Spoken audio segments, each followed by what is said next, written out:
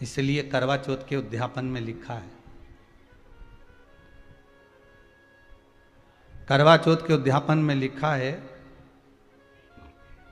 आप लोग करते होगे ना करवा चौथ का व्रत, उसका जब उद्यापन होता है तो एक थाली में 13 जगह पर 4-4 पूड़ी रखी जाती है। आप लोगों को तो मालूम होगा, आप लोगों ने करा होगा करवा चौथ का उद्यापन। एक थाली में 13 जगह पर पूड़ी और सीरा, सीरा मतलब हलवा रखा जाता है। और रखने के बाद में उसके ऊपर एक पत्तल रखकर उस पर सुहाग का वस्त्र, साड़ी, 5 वस्त्र, सुहाग सामग्री सब उस पर रखी जाती है। और रखने के बाद में हाथ में कंकु, चावल, हल्दी लेकर, संकल्प लेकर उस थाली पर से घुमाया जाता है। कामना करी जाती है, हे चौथ माता, हे करवा चौथ, हे चतुर्थी माँ,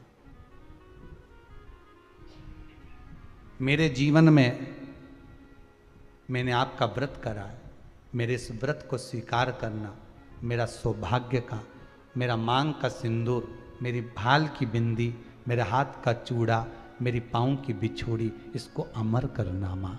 और जो ये वस्त्र मैं दे रही हूँ, इस वस्त्र को मैं जो प्रदान कर रही हूँ चौथ माता, इसको स्वीकार कर कर मेरी भी चुनड़ी को लाल बनाए रखना। तब उस साड़ी को, उस वस्तु को, उस सामग्री को उठाकर घर की वृद्ध सास को, जो घर में सासू होती है, उसको दिया जाता है। सास नहीं हो तो किसी सौभाग्यवती नारी को दिया जाता है।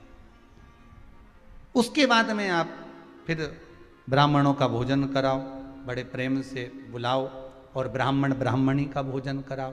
अब आज के ज़माने में जो करवा चौथ का उद्यापन होता है, उसमें जब समाज की माताएं उद्यापन करती है तो केवल स्त्री स्त्री को भोजन करा देती है, पुरुष को नहीं कराती। पर करवा चौथ के उद्यापन में लिखा है कि ब्राह्मण का भोजन होना चाहिए, उसके साथ सौभाग्यवती नारी आए, उसकी पत्नी। पर अपन ने तो सोचा कि चौथ माता का उद्यापन है तो केवल स्त्री स्त्री को खिला दो, उद्यापन का पूर्ण फल मिल जाएगा। नहीं, उसका सुख नहीं है, उसका आनंद नहीं है।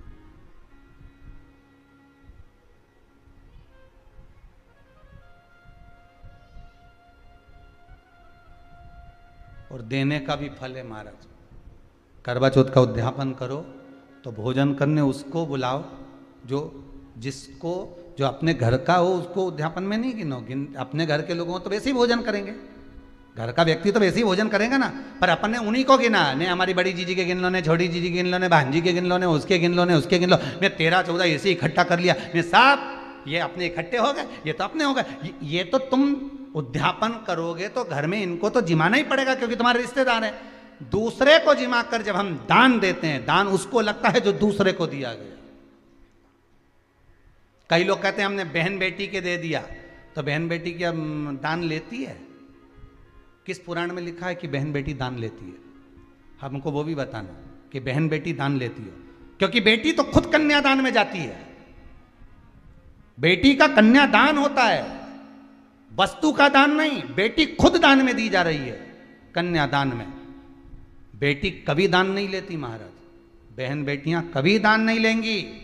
और बहन बेटियों को कह भी देना चाहिए, अगर भाभी बोले कि हमने जीजी को दान है, दान मान नहीं ले रहा है, देना हो तो ठाठ से हमारा हक दे रही हो। हम साल भर में आते हैं तो राखी पे साड़ी दे रही हो, ये हमारा हक है क्योंकि हमारे मकान में रह रही हो,